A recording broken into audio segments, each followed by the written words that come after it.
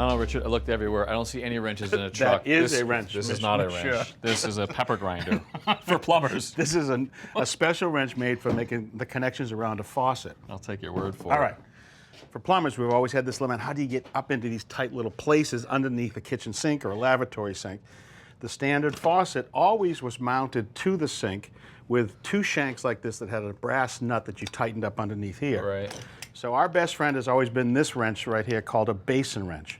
Has a head with the jaws on the top that you can loosen or spin it over, and you can tighten the nut. Because the problem was, you know, if you got underneath here, the sink's in the front, the no room. walls in the back, you can't spin There was this. no room at all. So this would get right up onto that nut right there, and you'd be able to tighten up perfectly. Okay. They make a couple of different sizes. This is a basin wrench you'd use for tight little spaces to make bigger connections, like a drain connection. And they made this for me recently, which has a light. Never well lit underneath the toilet or a vanity. Well, look at you. You're like a basin wrench collection. You love your basin wrench. I do.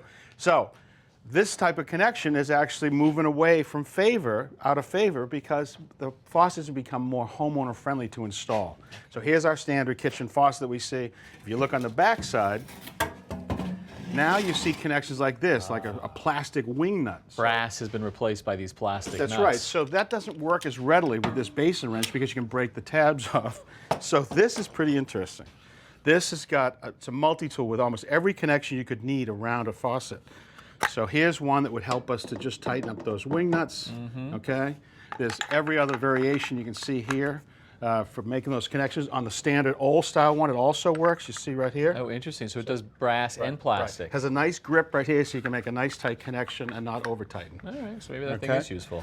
Now there's also some new tools that are available for homeowners for water connections around a faucet. This comes as a combination set right here.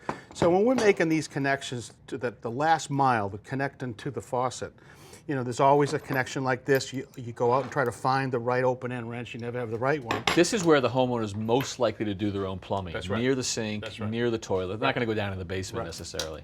So here's one that is the standard connection, and that fits on perfectly, and tighten that up, doesn't scratch. Here's one for making that connection right here, okay? And this would be for some other miscellaneous nuts. So if you're near, say, a faucet or a toilet, are there generally just 3 sizes? 3 will handle 95% of it, okay? Right. But you're still gonna need a pair of pliers once in a while, but this will help any homeowner. All right, well, I won't doubt you next time that that's a wrench. No, I will. It doesn't look like a wrench. Thanks for watching. This Old House has got a video for just about every home improvement project, so be sure to check out the others.